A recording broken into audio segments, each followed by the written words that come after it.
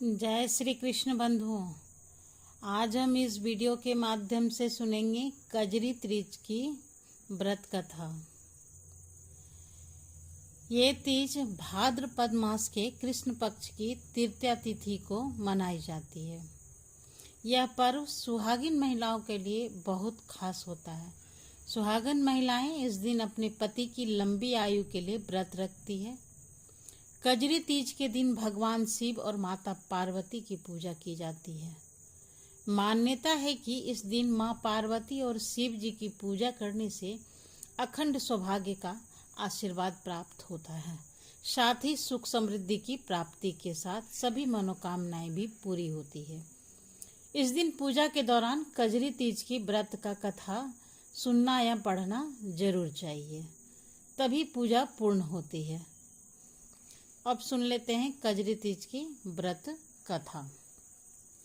पौराणिक मान्यताओं के अनुसार एक गांव में एक ब्राह्मण रहता था जो बहुत गरीब था। उसके साथ उसकी पत्नी ब्राह्मणी भी रहती थी। ब्राह्मण की पत्नी ने भाद्रपद महीने की कजली तीज का व्रत किया। उसने अपने पति यानी ब्राह्मण से कहा कि उसने तीज माता का व्रत रखा है, उसे चने की सत्तू चाहिए, कहीं से ले आओ। ब्राह्मण ने ब्राह्मणी को बोला कि वो सत्तू कहाँ से लाएगा। इस बात पर ब्राह्मणी ने कहा कि उसे सत्तू चाहिए, फिर चाहे चोरी करे या डाका डाले, लेकिन उसके लिए सत्तू लेकर आए। रात का समय था। ब्राह्मण घर से निकलकर साहूकार की दुकान में घुस गया। उसने साहूकार की दुकान से चने की दाल, घी, शक्कर लिया और 1.25 किलो तोल लिया। फिर इस सब से सत्तू बना लिया। जैसे ही वो जाने लगा, वैसे ही आवाज सुनकर दुकान के सभी नौकर जग गए।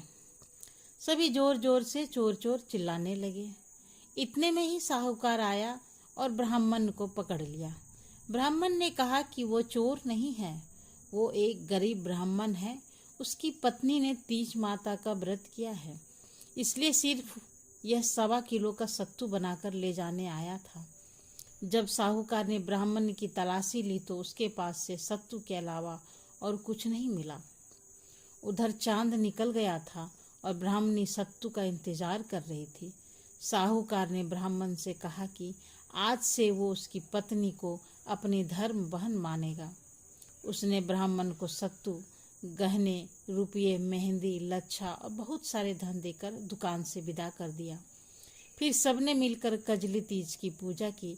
जिस तरह से ब्राह्मण के दिन सुखमय हो गए, ठीक वैसे ही कजली माता की कृपा से सब पर बनी रहे। Thanks for watching.